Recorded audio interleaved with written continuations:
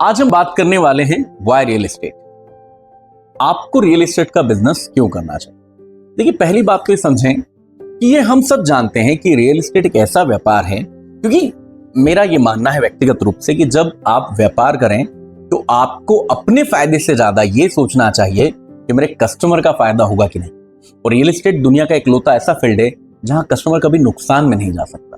यदि आप उसे सही चीज दे रहे हैं, यदि आप सही लीगल डॉक्यूमेंट्स की बात कर रहे हैं, यदि आप सही जगह के बारे में बता रहे हैं, तो जमीन वो चीज है जिसमें कभी नुकसान नहीं होता।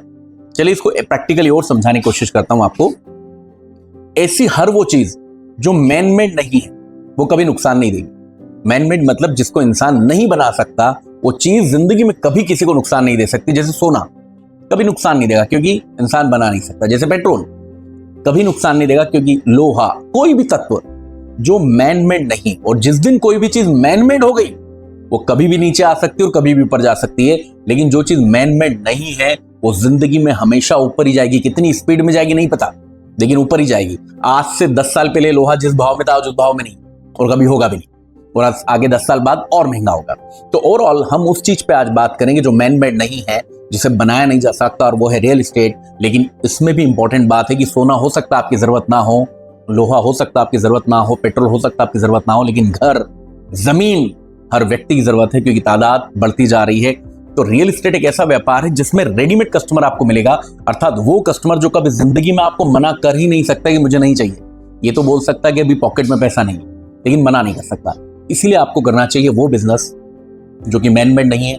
इसीलिए करना चाहिए आपको वो बिजनेस जिसमें कभी लॉस नहीं हो सकता मेरे कस्टमर को। इसलिए आपको करना चाहिए वो बिजनेस जिसकी डिमांड हर जगह है। इसलिए आपको करना चाहिए वो बिजनेस जो वांट नहीं, नीड का व्यापार है, वो व्यापार है रियल एस्टेट। तो आज हम इस पे ही बात करने वाले थे, इसलिए मैंने आज आपको समझाया कि आपको रियल एस्टेट का बिजनेस क्यों करना चाहिए। अब सेकंड एपिसोड में, आज सेकंड वीडियो में मैं आपको बताऊंगा कि रियल एस्टेट जब बिजनेस में आपने एंट्री ले ली है तो आपको किन किन चीजों का ध्यान रखना चाहिए और कैसे रियल एस्टेट आपको बड़ा पैसा दिला देगा। हाँ, जब आप आज डिसीजन ले रहे हैं कि वाई रियल एस्टेट, तो एक पॉइंट और बता दूं जो मेरी नजर में अब सबसे इंपॉर्टेंट पॉइंट है। जब मैं देखता हूं कि कोई भी ऐसा व्यक्ति, मान लीजिए कि मैं सोने का ही व्यापार कर रहा हूं, तो यदि मैं सोना 10 किलो बेचना चाहता हूं जिसकी कीमत उदाहरण स्वरूप 10 करोड़ है, तो मुझे 9 करोड़ रुपए का सोना खरीदना ही पड़ेगा। या दुनिया में और किसी भी व्यापार को यदि मैं 10 करोड़ रुपए में बेचना चाहता हूं, 1 करोड़ में बेचना चाहता हूं, तो मुझे उसको 9 करोड़ में खरीदना ही पड़ेगा। रियल एस्टेट एक ऐसा व्यापार है जहां आप 1 करोड़, 2 करोड़, 10 करोड़, 50 करोड़, 1 लाख, 2 लाख, 50 लाख, कितने भी रुपए का सामान बेच सकते हैं बिना उसको खरीदे।